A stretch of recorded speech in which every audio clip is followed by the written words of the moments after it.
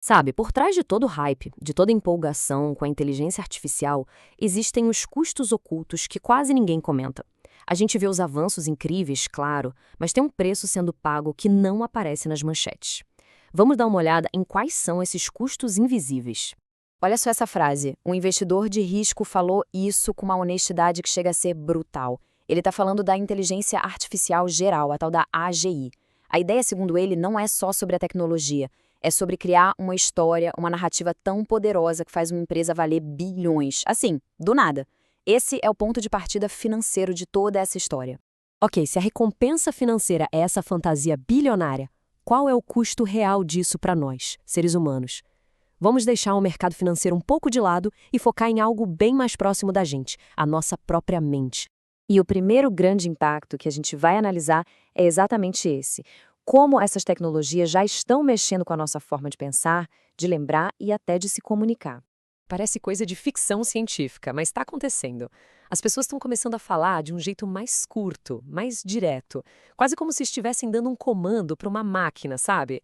A nossa linguagem está ficando mais comprimida. Isso mostra o quanto o nosso cérebro se adapta rápido às tecnologias com que a gente interage. E isso não é só uma observação solta, não. Agora a gente tem dados concretos.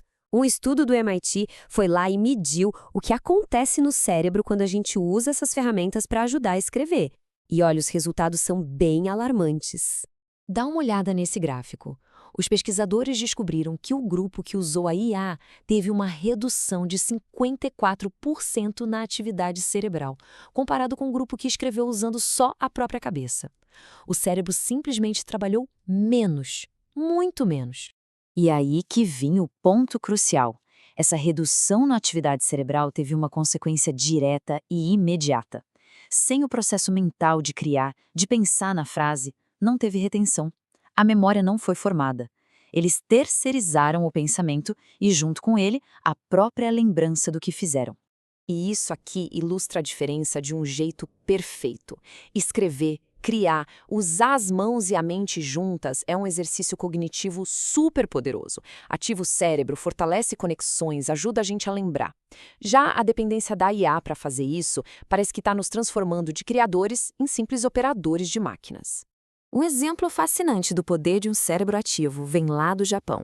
A famosa longevidade deles pode não ser só por causa da dieta. Estudos sugerem que o hábito de continuar escrevendo à mão, mesmo depois de se aposentar, é um fator-chave. A complexidade dos ideogramas japoneses exige um esforço mental gigantesco. É uma verdadeira ginástica para o cérebro, mantendo a mente afiada por toda a vida. Bom, a gente viu o impacto pessoal nos nossos cérebros. Agora vamos ampliar o foco para as implicações sociais. O que acontece quando essa lógica de eficiência e de terceirizar tudo é aplicada à sociedade inteira, começando pelo futuro do trabalho? Essa frase do Jeff Bezos resume a visão corporativa para o futuro. A ideia é que a gente não vai mais ter as nossas ferramentas. Em vez disso, a gente vai pagar pelo acesso a elas minuto a minuto. É um futuro onde não se é dono de nada. E por trás dessa visão, tem uma estratégia bem clara. Primeiro, as Big Techs controlam os componentes essenciais, como os chips, e colocam tudo nos seus próprios data centers. Depois, toda a nossa vida digital vai para a nuvem, eliminando a necessidade de ter um computador próprio. E o resultado final? Um modelo de assinatura para viver, onde a gente paga constantemente pelo acesso. E no centro dessa transformação toda, tem uma promessa ideológica gigantesca, quase uma utopia, a de que a IA vai nos libertar do trabalho. Os defensores dessa visão pintam um futuro onde as máquinas fazem tudo e os humanos podem simplesmente relaxar. Essa é a pergunta que quase nunca se faz. Parte-se do princípio de que ninguém gosta de trabalhar e que uma vida de lazer eterno seria o paraíso. Mas a história da humanidade e a neurociência contam uma história bem diferente. O trabalho, na essência, não é só sobre ganhar dinheiro. É sobre ter uma atividade cerebral, resolver problemas, ter um propósito que faz a gente levantar da cama de manhã.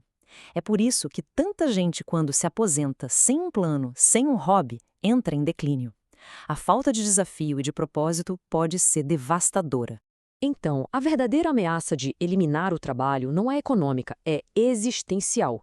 É a ameaça de remover uma das principais fontes de significado e de estrutura da vida humana, sufocando a nossa capacidade de criar um propósito para nós mesmos.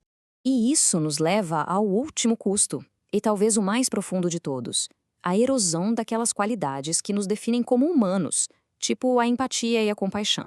Essa declaração veio de idosos no Japão, o país que mais investe em robótica no mundo. Quando colocaram enfermeiras robôs em casas de repouso, os moradores se revoltaram.